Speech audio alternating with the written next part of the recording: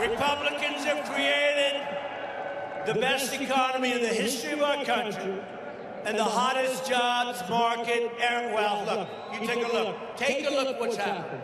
This is the hottest place economically anywhere in the world right now. It looks like President Trump is taking Speaker of the House Paul Ryan's advice. There were reports this weekend that Ryan had called the president to tell him to please focus on the robust economy rather than somewhat divisive issues like the migrant caravan. Well, perhaps Donald Trump was listening. As rallies in Indiana and Missouri, we'll see him after this one in Ohio. But are some of the House races, he's at a gubernatorial race there, some of the House races the very ones that will speak volumes about how Americans view the president? Fox News' Bret Baier has been basically living and breathing just about every race. You just ran down here from probably your 50th appearance on different areas of this floor and in this building. Tell us specifically first the balance of power. Give us a scene setter. Okay. Well, first of all, House Speaker Paul Ryan is going to be on special report tonight, 6 p.m., and we're going to ask him about that phone call and about his ask about the economy or not. I mean, that was one of the first things that President Trump just said in Cleveland just now. And I think you're going to see that closing argument over the next hours before tomorrow. Listen, Democrats have to pick up 23. They're in a good position in the House to do that, but it's not a definite position because a lot of these races are really 1 or 2 points separating them. And as you know, it's all about turnout. We've already seen a very high early voter turnout across the country, 34 million plus already voted.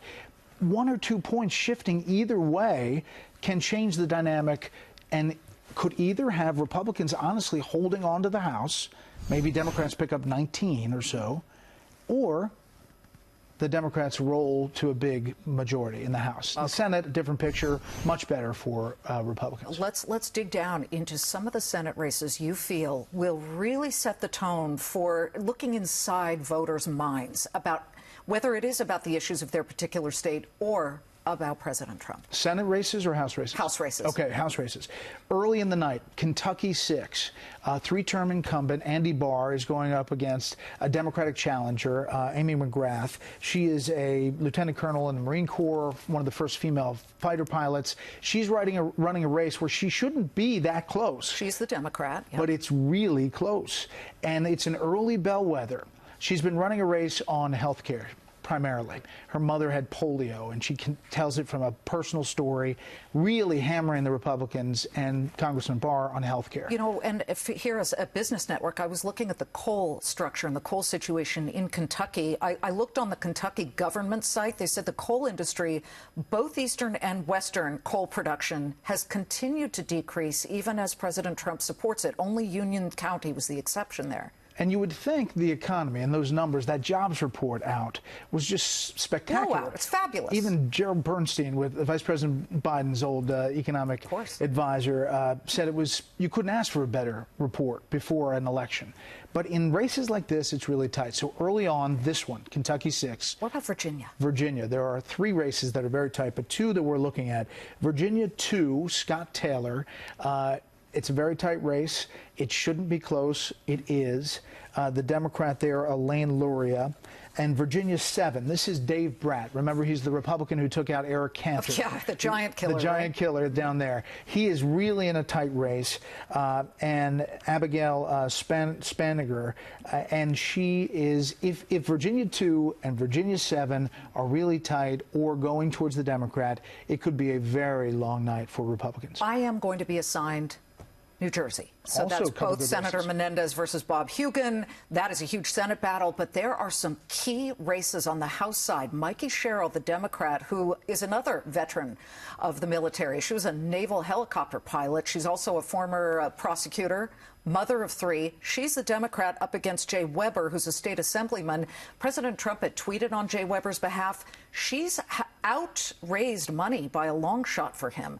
What does this say about that county, which involves Montclair, West Orange? Trump won it just by 1 point. Yeah, I think that's another bellwether, really, because if a Democrat pulls off that race, if Menendez, as polls now suggest, widens his lead over Hugin, I think that could be an indicator of what we see later. On the flip side, if it's really tight and Republicans pull out those early races, that could mean that we're in for a long night and Republicans have a shot to retain control. He is not on the ballot, but is President Trump the most significant sort of ghost issue on the ballot? He's on stage right now, as you can see, live in Cleveland. He's turning out huge crowds. But what will his people determine if it's a blue wave with the House? It'll determine that this is a pushback on the 2016 election, the first time that the so-called resistance is able to vote. Which is actually normal, right, after most presidential elections, blue or red. Exactly. But this president has made it about him. Specifically, he's gone out there and made it about him. Now, this economy is better than many midterms that we've seen in the past. The situation for Trump supporters on judges and regulations, a lot of positives on the things that are done.